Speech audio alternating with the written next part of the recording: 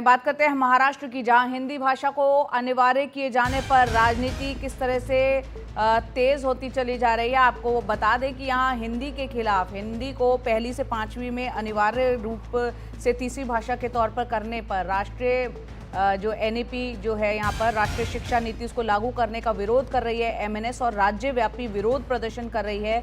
मुंबई में आज भी विरोध प्रदर्शन देखने को मिल रहा है। मुंबई के साकीनाका इलाके में एमएनएस के जो कार्यकर्ता हैं वो विरोध प्रदर्शन कर रहे हैं और बताया जा रहा है बेहद अनोखे अंदाज में उनका ये विरोध प्रदर्शन चल रहा है। सीएम फडणवीस का कहना है, वो सवाल पूछ रहे हैं कि सिर्फ हिंदी का विरोध क्यों हो रहा है, अंग्रेजी भाषा का विरोध क्यों नहीं करते। इधर एमएनएस ने सरकार को साफ चेतावनी दी है कि इस फैसले को वापस ले, वरना टकराव के लिए वो तैयार रहें।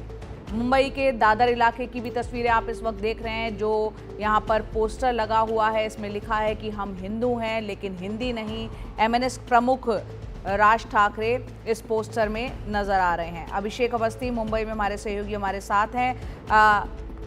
अभिषेक, यहाँ पर एमएनएस जो है आज भी प्रदर्शन कर रही है, कहाँ किन किन इलाकों में वो प्रदर्शन चल रहा है? और दूसरा, देवेंद्र फडणवीस मुख्यमंत्री सवाल पूछ रहे हैं एमएनएस से कि हिंदी को लेकर विरोध क्यों, अंग्रेजी जो भाषा है उसको लेकर क्यों तो विरोध नहीं हो रहा?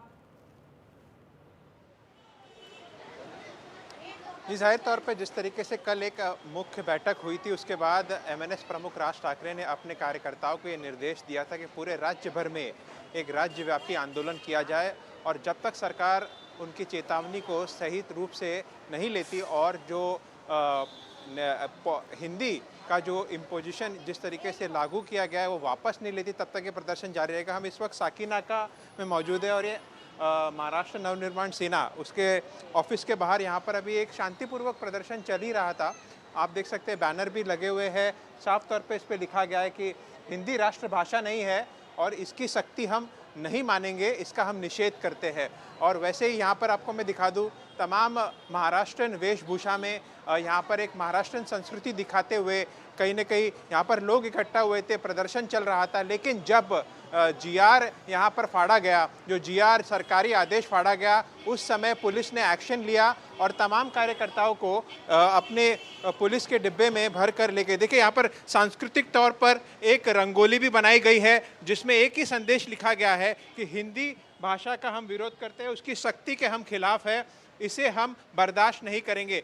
जब यहाँ पर एक अनोखा विरोध प्रदर्शन चल रहा था, उसी समय जब एमएनएस कार्यकर्ताओं ने जो सरकारी आदेश को फाड़ा, तब यहाँ पर जो मौजूद है पुलिस, अभी भी मैं दिखाना चाहता हूँ, यहाँ पर पुलिस भारी मात्रा में मौजूद है। इसी तरीके से तमाम मुंबई के इलाकों में और महाराष्ट्र में लगातार प्रदर्शन कर से चल रहा है और ये प्रदर्शन उग्र होता जा रहा है। कहीं ना कहीं ये जो चेतावनी दी गई है एमएनएस कार्यकर्ताओं द्वारा सरकार को कि इसे जल्द से जल्द वापस लिया जाए, नहीं तो एक आक्रामक रूप लेता हुआ नजर आएगा ये प्रदर्शन। और वहीं जिस तरीके से संभाजी नगर में एक बार फिर जब पत्रकारों ने मुख्यमंत्री देवेंद्र फडणवीस से प्रश्न पूछा कि जो अनिवार्यता की गई है उसके पक्ष आपकी क्या राय है, उन्होंने फिर से एक चीज़ दोहराई कि महाराष्ट्र में मराठी तो अनिवार्य है ही, लेकिन आप चाहे वो भाषा पढ़ सकते हैं। और कहीं ना कहीं एक सवाल उपस्थित किया है उन्होंने एमएनएस पार्टी को कि आप सिर्फ हिंदी का विरोध क्यों कर रहे हैं, इंग्लिश का विरोध क्यों नहीं, ऐसी सोच क्यों आ रही है।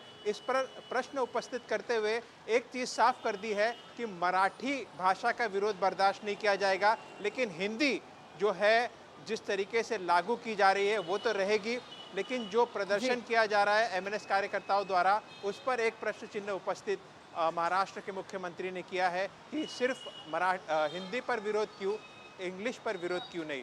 इस तरीके के प्रदर्शन पूरे महाराष्ट्र में किए जा रहे हैं। अब देखना होगा कि क्या सरकार इस को वापस लेती है, क्या ले पाती है, नजर आएगी क्या सरकार अपने उस फैसले पर पुनर्विचार करेगी। बहुत बहुत शुक्रिया अभिषेक।